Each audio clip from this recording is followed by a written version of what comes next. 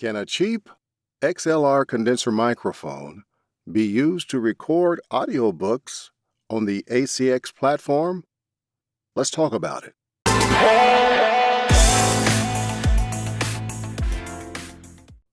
Hey folks, voice actor Ray Robinson here with another video really directed to those who are new voice talent, aspiring voice talent, that possibly could be you.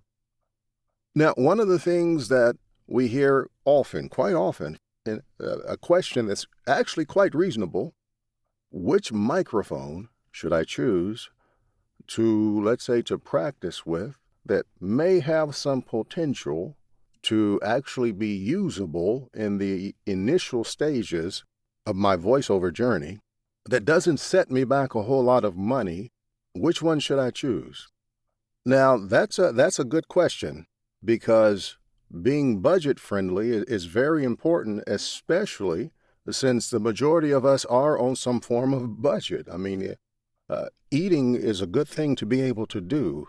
So when we're starting our voiceover journey, obviously we're doing this journey to earn some money down the line. It would be nice to be able to earn some reasonably quick. So I mean, this is an audio medium, so obviously we need a microphone. But one of the things that I'd like you to really think about is, where will I actually be doing this recording, and how will it be acoustically treated? Because really that is the most important first step that you need to take. Then from there, we can decide, will I use an expensive microphone? I can tell you right now, not needed. Or will I use a budget microphone? See, that's what we're going to talk about.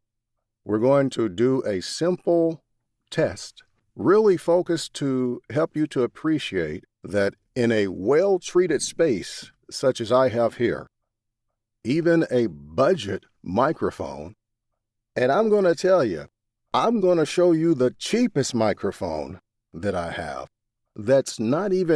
was not even purchased with voiceover in mind. I purchased this microphone to mic up my acoustic guitar, and it sounds pretty good. But I'm going to illustrate this microphone in the context of reading a little snippet of an audiobook and let you make a determination by listening to me. I'm going to take off the Neumann. This is the Neumann TLM 103. This is my baby. This is my go-to microphone. And you know I love my Neumann. Oh, you're so precious. Daddy loves you. Daddy loves you. But now, do you need a Neumann right from the beginning? Well, no. So this is the cheapest microphone that I have, that I'm talking about. This I use to amp up my microphone, my guitar. And it's called a toner. See that? A toner TC20. And it comes with a few accessories here. Now I'm not getting paid for this. This is a microphone that I bought a couple of years ago.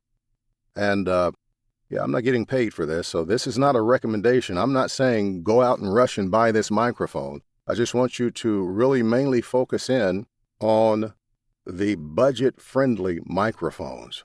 $100 can get you a nice budget-friendly microphone. And so if this microphone can sound halfway decent in a treated space, then you know that a budget microphone such as this one costs $65, and it includes an XLR. It's a kit. It includes this shock mount, the microphone, a pop filter that pops right on it, and also a pop screen, as well as the actual microphone stand, that arm stand, that's similar to the one that my Neumann is on. That all of that comes in a kit for $65. So if you get all of that for $65, how much is the actual microphone worth? $35, $40? So that's really the test that we'll be doing. Can a dirt cheap microphone sound halfway decent in a well-treated room for voiceover? We're going to jump into a small portion of the Jungle Book. "Enter then and look," said Father Wolf stiffly, "but there is no food here." "For a wolf, no," said Tabaki, "but for so mean a person as myself, dry bone is a good feast. Who are we, the jackals, to pick and choose?" He scuttled to the back of the cave, where he found a bone of a buck with some meat on it, and sat cracking the end merrily. "All thanks for this good meal," he said, licking his lips. "How beautiful are the noble children, and how large are their eyes, and so young, too. Indeed, I might have remembered that the children of kings are men from the beginning." Now Tabaki knew as well as anyone else that there was nothing so unlucky as to compliment children to their faces, and it pleased him to see Mother and Father Wolf look uncomfortable. Tabaki sat still, rejoicing in the mischief that he had made, and then he said spitefully, "Shere Khan, the big one, has shifted his hunting grounds. He will hunt among these hills for the next moon, so he has told me." Shere Khan was the tiger who lived near the Wangunga River, 20 miles away. "He has no right," Father Wolf began angrily. "By the law of the jungle, he has no right to change his quarters without due warning. He will frighten every head of game within 10 miles, and I have to kill for 2 these days. That's enough for right now." Okay, so I have my Neumann plugged back in. So what do you think? Is the toner, TC20, good enough to, in a well-treated space, I cannot overemphasize that. Is it good enough in a well-treated space to practice with, to audition for books on ACX and possibly land some of those jobs? Personally, I think yes. So will every rights owner let you record their audiobook with a $40, $50, or $60 microphone? Well, absolutely not. There will always be a large group that will insist that you have an industry standard microphone. But now rest assured, there are a ton that will allow you.